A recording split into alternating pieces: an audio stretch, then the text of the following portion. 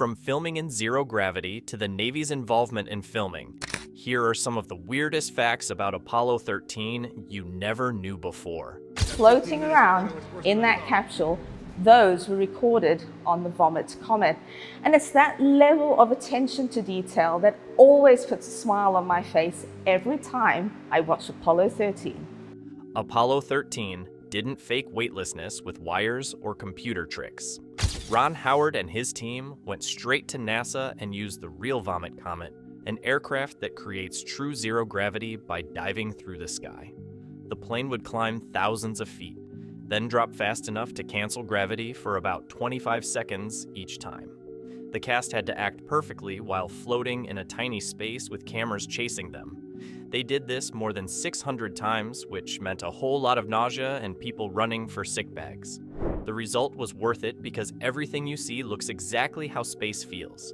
Hair floats naturally, tools drift around, and the actors move with that strange, slow motion of real astronauts fighting to stay balanced.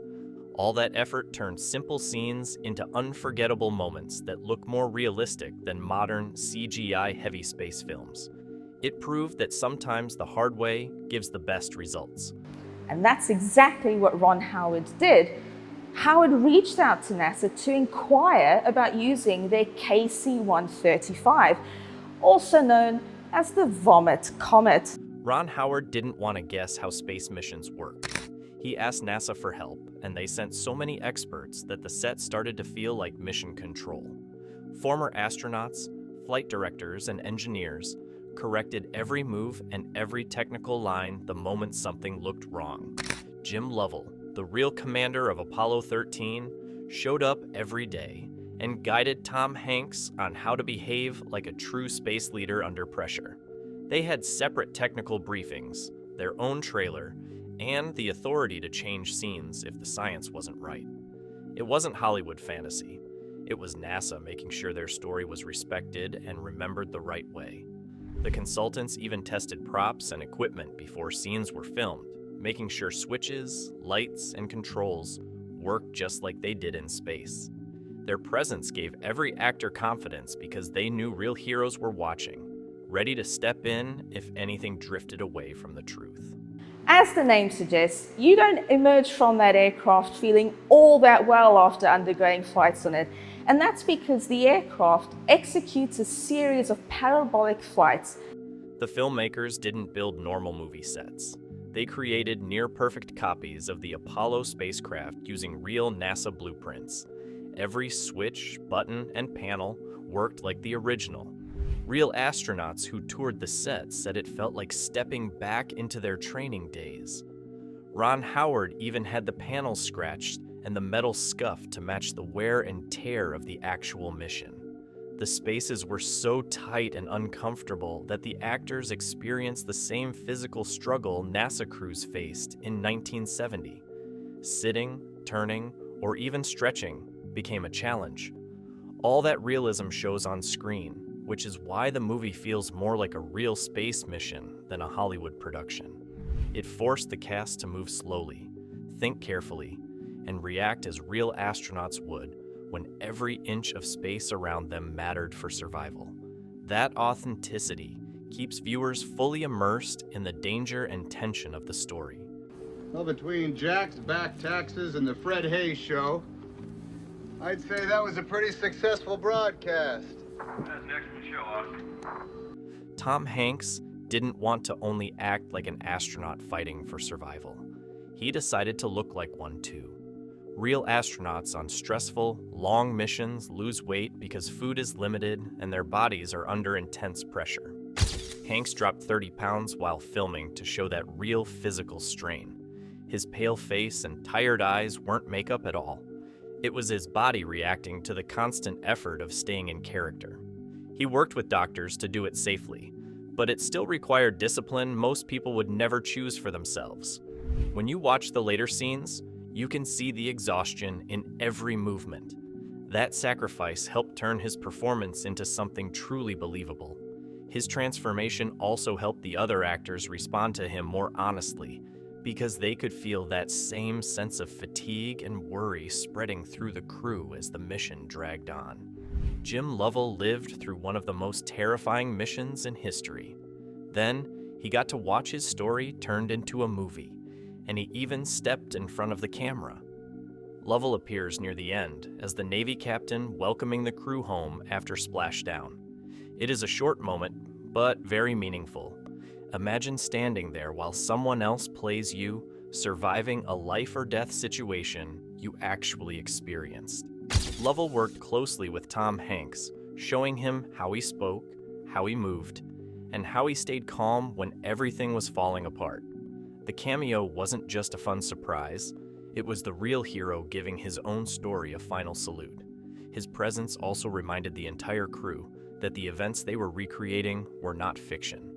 Lives were truly in danger, and courage is what brought them home. We met in high school. He was a junior and I was a freshman. He was 2 years ahead of me. That was back in the early 40s. While the astronauts fought to stay alive in space, their families lived through a different kind of fear on Earth. Kathleen Quinlan, who played Jim Lovell's wife Marilyn, didn't want her character to look like a generic movie spouse. So she studied private family home videos that Marilyn herself recorded during the real Apollo 13 mission. These tapes showed quiet moments of worry, how she reacted to news broadcasts, and how she tried to appear strong for her kids. The emotion you see on screen comes from those real memories. Marilyn also shared personal details about NASA's rules for bad news and the hidden support among other astronaut wives. She explained how they would whisper hopes to each other while hiding panic from the cameras outside their homes. That honesty helped Quinlan portray a woman holding a family together while the world held its breath, knowing she could lose everything at any moment.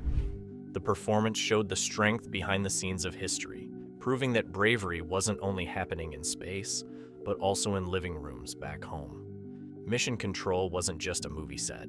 It was a full recreation of the real NASA Command Center, built down to the smallest button using original blueprints and restored vintage equipment. Every console could light up and respond the way it would during an actual Apollo mission. Even the wall screens worked like the ones NASA used in the 1970s. When former flight controllers and engineers visited, they didn't just admire the set. Some of them got emotional because it felt like they had stepped back into the most intense days of their careers. That level of accuracy helped the actors feel the real pressure NASA teams faced, while millions watched and 3 lives hung in the balance. The set became a character of its own, reminding everyone that the success of Apollo 13 was not luck. It was skill, teamwork, and people staying strong while the entire world waited for a miracle.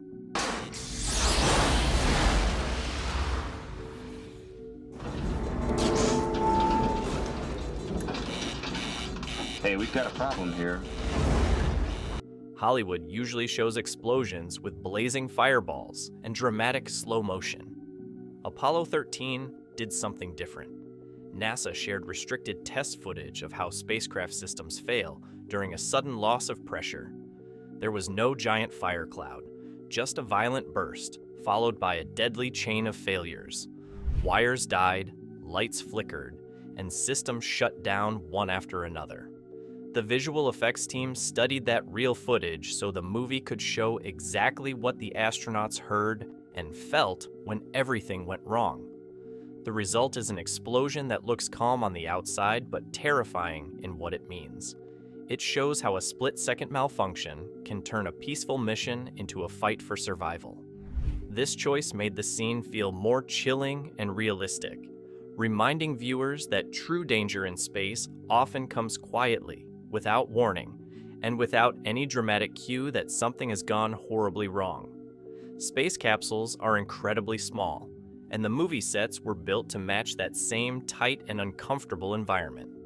Kevin Bacon had never dealt with claustrophobia before, but hours stuck inside that cramped spacecraft began to hit him mentally. The walls felt too close. The equipment blocked movement. He could barely stretch without bumping into something. He sometimes had to step out just to catch his breath again. That discomfort shows up on screen. You can see the stress in his eyes and in the way his movements become tense. That wasn't acting. His real panic added a raw honesty to the story. Viewers get a better sense of what it means to be trapped in space with nowhere to run when disaster strikes. His experience reminded everyone on set that astronauts deal with both physical danger and psychological pressure, and there is no escape hatch when fear starts creeping in. Gary Sinise took his role as Ken Mattingly very seriously. He didn't want to just pretend he knew what he was doing in mission control. He trained directly with real NASA flight controllers and learned how they communicate during emergencies. They taught him the technical language, the hand signals, and even how to keep calm while dozens of alarms go off. Sinise practiced operating the actual consoles used in the Apollo era, learning what every button and switch controlled. By the time filming started, he wasn't just acting like a leader under pressure. He fully understood the decisions his character was making and why they mattered. That level of preparation made his performance feel authentic, like he truly carried the responsibility of saving the crew. The NASA team even joked that he could have stepped into mission control during a real crisis and held his own. That trust says everything about how deeply he respected the real-life heroes behind the scenes. What's this? That's what they gotta make. Well, I hope you got the procedures for me. Right here. The famous moment where engineers build a life-saving CO2 filter out of a cardboard box and some tape is not Hollywood drama. It really happened, and the film recreated it using the exact same items NASA engineers had during the crisis. The production team gathered real Apollo hardware, the same square filters, and the same improvised materials that the crew relied on to stay alive. Actors had to fit those pieces together the way Mission Control did in 1970. There was no fake shortcut or hidden support behind the camera. What you see on screen is the true process of solving a deadly problem with only what was available in the spacecraft. That authenticity honors the real innovators who saved the mission from suffocating in their own air. It became one of the most powerful scenes because it shows that sometimes survival depends not on fancy technology, but on human creativity and teamwork under crushing pressure. Ed Harris studied Gene Kranz for years. Ed Harris didn't just play Gene Kranz, the legendary Apollo flight director. He worked with him personally and studied him for months to capture every detail of how he spoke, thought, and commanded a room. Harris watched hours of old footage, listening to Kranz's calm, steady voice as he handled impossible pressure. He learned Kranz's leadership style, his strong posture, and even his small habits during stressful moments. The iconic white vest wasn't a costume choice either. It was a real detail from Kranz's wardrobe, and Harris had replicas made to match the exact patterns and stitching. NASA veterans who saw Harris on set said he looked and sounded so close to the real man that it felt like Kranz had traveled back in time to lead one more mission. Harris wanted the audience to feel that same confidence and strength that kept 3 astronauts alive, and his performance gave the film its powerful heart on the ground. The Navy helped film the splashdown. The final moments of Apollo 13 could not be faked in a studio tank. Ron Howard wanted the audience to feel the danger and relief exactly as it happened. So the US Navy stepped in and helped recreate the real Apollo recovery operation. They brought out the USS Iwo Jima, the same type of ship that had picked up astronauts during the Apollo program. Real Navy helicopter crews and divers performed the actual rescue procedures they used decades earlier. The team even used a full-size command module floating in open waters, rocking with the waves just like the real spacecraft did.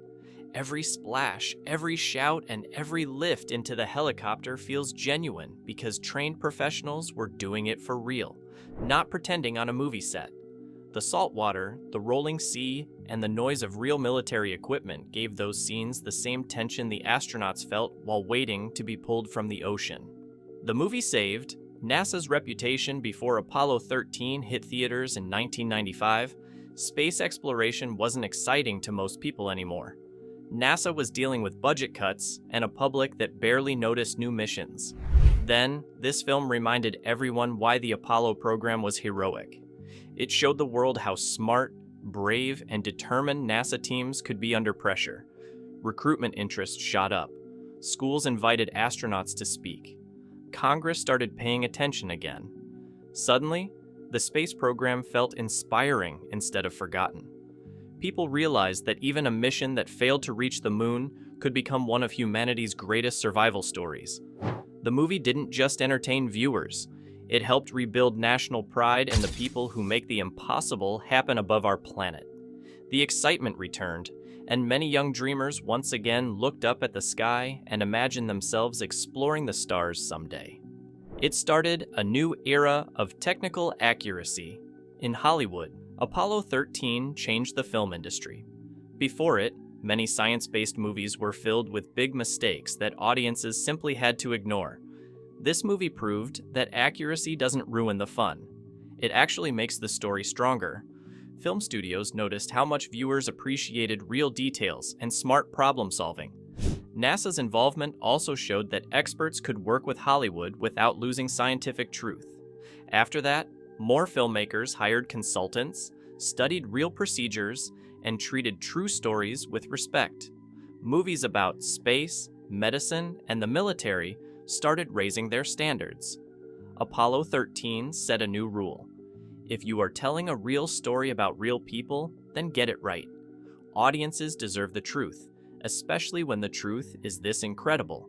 The success of the film opened doors for future realistic space movies, making scientific accuracy a selling point instead of something hidden in the background. So, what are your thoughts on this? Let us know in the comments below.